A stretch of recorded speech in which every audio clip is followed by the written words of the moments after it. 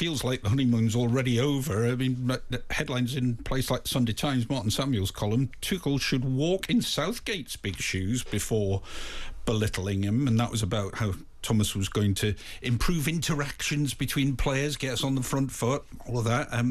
He has, as Henry referred to earlier on, been fairly critical of the wingers, not impressed with Rashford, and even Henry wasn't impressed with Marcus Rashford, so if he wasn't, Marcus must really be struggling.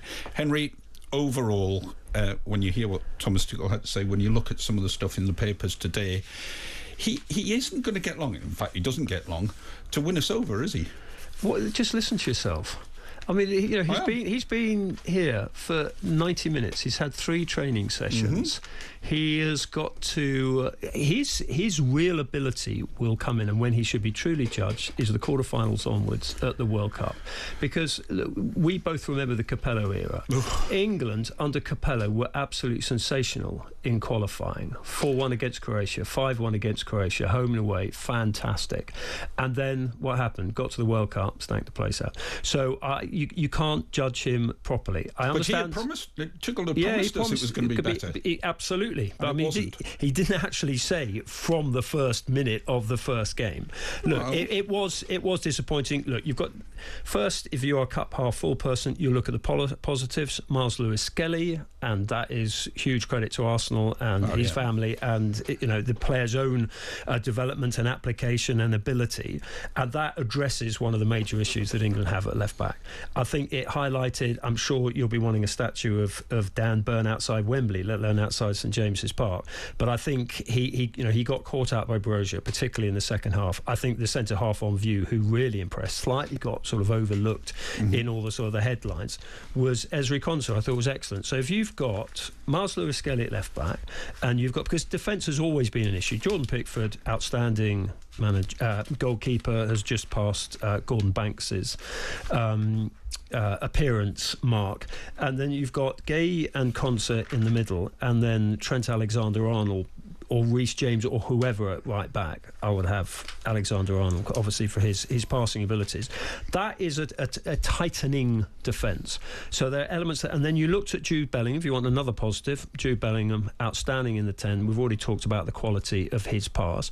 And then if you put a Bukayo Saka and a Gordon either side of Harry Kane, and then you have Rice with, my maths is terrible, I think we've probably got up to 12, but if you have Rice and another in the midfield, I mean, Curtis Jones, I think that was only his third start for England. I thought he was all right. His pressing was decent, and England got other options to coming back in there. I spent some time with the under-21s during the week watching them, and you got talent coming through there, whether it's Liam Delap as a long-term number 9 for England, or Adam Wharton as a sort of as a midfielder, maybe alongside Rice. England have got options, so I don't quite understand all this gloom. I do agree with Martin to the extent I thought it was slightly unnecessary to throw Southgate retrospectively under the bus. But one of the reasons why the FA have got Tuchel in is that he's going to give some home truths about the team, about the players, about the whole setup and culture around England. I thought you'd be applauding him for that, actually, throwing Southgate under the bus, because some of the things he was saying or some of the things you said. The interactions thing puzzled people a little bit, because Jordan Pickford revealed it and didn't really explain what it was. I think it's talking. Talking. I think it's talking. It's communication with each other. They only talked 16 times or something, or whatever it was in the second half of the Euros. I mean, Harry Kane so slightly went into it when he said, at some point, you have to dig your teammates out. That is quite strong for a diplomat like Harry Kane, for a captain like Harry Kane, to say that. And that is good. So Tuchel gave 2 big team talks at St George's Park during the week. One of them was talking about the interactions, and the second one was more just showing what a box of fireworks he is, how emotional and how passionate he is.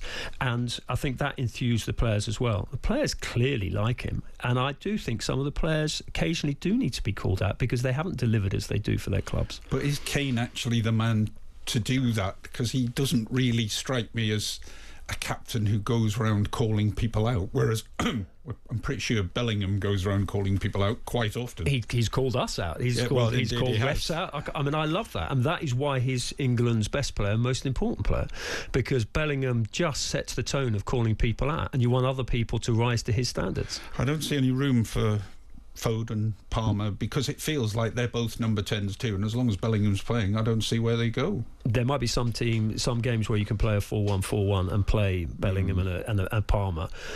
We want wingers that beat the fullbacks, though, don't we? We do. That's the thing, and maybe that's not their forte. Yeah, well, we might see Bowen tomorrow night. Yeah, maybe we will. On AM, on DAB, via the talkSPORT app and on your smart speaker. talkSPORT.